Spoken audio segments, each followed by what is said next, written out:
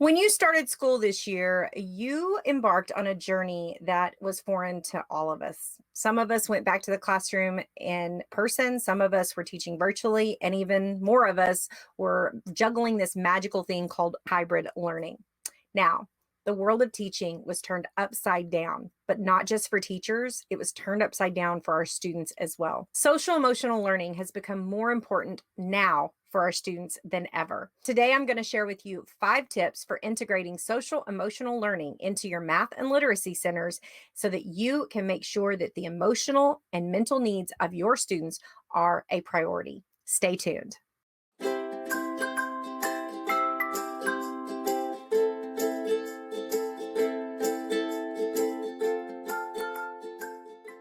What's up, educational rock stars? Welcome back to my channel. I'm Farah from Farah Henley Education, where I strive to bring you actionable tips, strategies, and simple systems to take back into your classroom to make your teacher life a little easier and give you bigger impact in your students' learning. If you're new here, be sure you hit that like and subscribe button and click that bell so that you get notified when we go live or upload a new video here on the channel.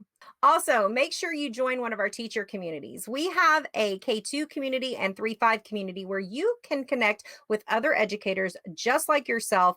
And we know that often the best professional development is the teacher next door. So after the video, please click a link in the description down below and join one of those communities. As I said, I'm going to be sharing with you 5 tips for integrating social emotional learning into your math and literacy centers in your small group instruction.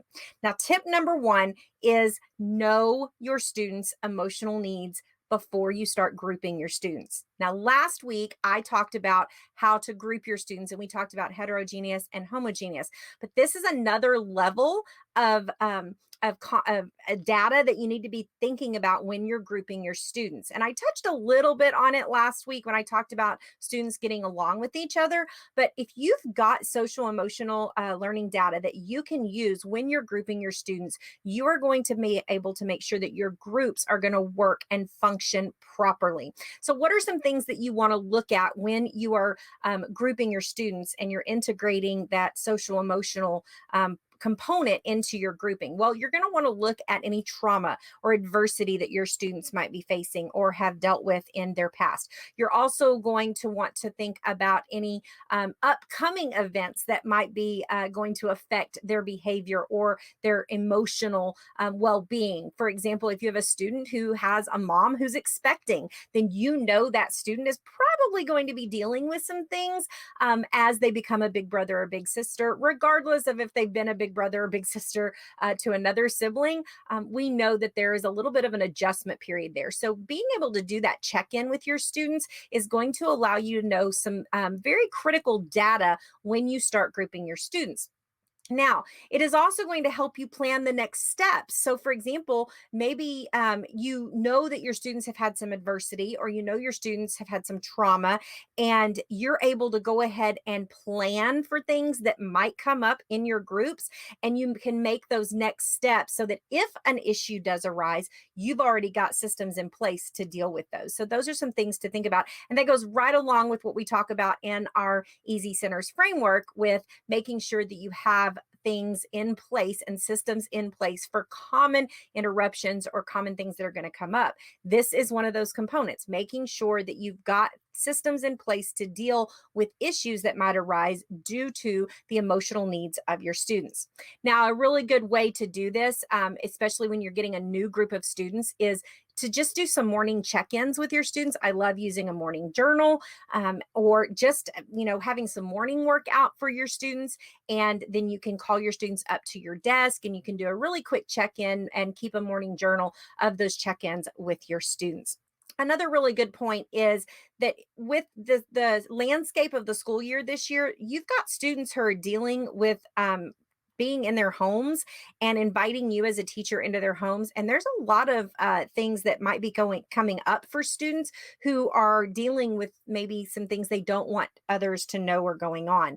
And that's something to keep in mind when you're grouping your students, even with your virtual students as well. Now, tip number 2 is to integrate social emotional learning into your centers with a writing center. Now, I love having very specific games in my centers and specific things, but if you want to set up a writing center and then make journaling part of that writing center, that is a great way to do check ins with your students and really get to know them and their social emotional needs. So, by setting up a writing center, and maybe it is a center that they go to if they're a fast finisher, or maybe it's a special center that they go to. But I think integrating the social emotional learning into something like a writing center is a great way for you to check in with your students and really let them know that when they write in their journals, I did this and I let my students know that nobody was going to read those journals except for me.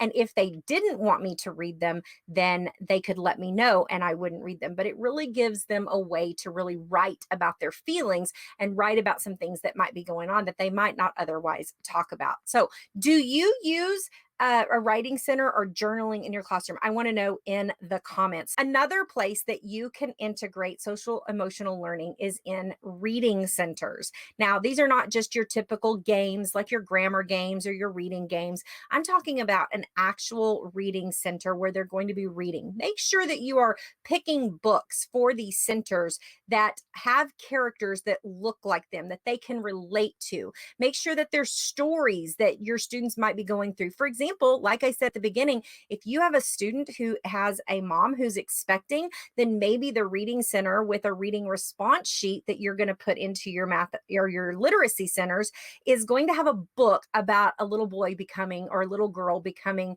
a sibling. So those are just some ways for you to really think about the things that are going on in your students' lives and integrate that into the activities that they're doing by choosing books for your library, books that you read aloud, books for your reading centers that have characters and situations and stories that they can actually relate to is one way that you can integrate that social emotional learning into your small group learning and your math and literacy centers.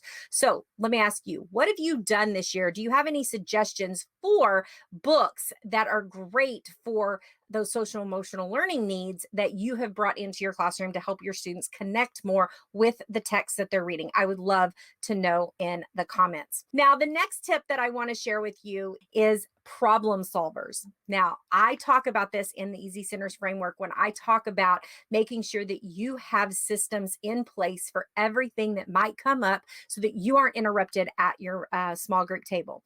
But this is a great opportunity for you to get some of those communication skills, some of that teamwork, that leadership, those responsibility roles into your math and literacy centers by setting up those systems for common interruptions. And it allows your students to be able to problem solve. But you've got to know your students. If you know you have a student that struggles with problem solving, then you're going to want to make sure that you have a system in place if they are out of a supply, if they lose their crayons, if they break a pencil. Because listen, I have been in classrooms and had students where breaking a pencil will cause a complete meltdown. So if you know this, if you're connected to your students and you know that this might be an issue, have a system in place for that specific student if something comes up. Now, the fifth way that I think is one of the key things with helping your students with their social emotional learning is to give them jobs. Now, I talked about this a little bit last week when we talked about grouping our students, but give them roles, give them jobs within the math and literacy center groups, within their groups that they're learning with. Give them the job of the setup person, the cleanup person, the questioner. Who are your most reliable students for them to go to if they have a question? Make sure you have jobs set up so that your students learn how to work together. They learn those responsibility skills, they learn leadership skills, and all of that. Make sure you have all of that set up so that your students' social emotional learning is and the needs of that are met within those roles. But again, this goes back to checking in with your students so that you know which students are going to be able to fulfill those roles the best. But I still encourage you to give those even most difficult students the opportunity to rise to the occasion and grow their leadership skills as well.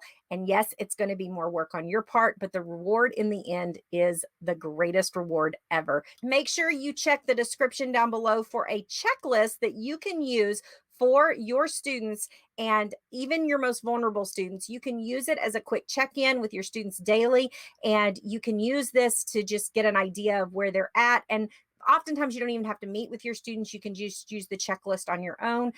Do you need to use this with every single student? Not necessarily, but it is a great tool for you to use when you have those specific students that are going to need that check in with you for you to keep track of their emotional needs. So, that checklist and the link is in the description down below. So, make sure that you check that out. Social emotional learning is a vital part of our educational system today. Therefore, it's important for us to try to help our students grow not only academically, but emotionally. And integrating that social emotional learning into our centers is a simple way that we can help our students easily get the mental care that they need and emotional care that they need in order to grow into independent grown-ups. Now, if you're looking for more tips, strategies, and simple systems to take back into your classroom to make your teacher life easier, check out the videos on your screen. Thanks for watching and keep being an educational rock star.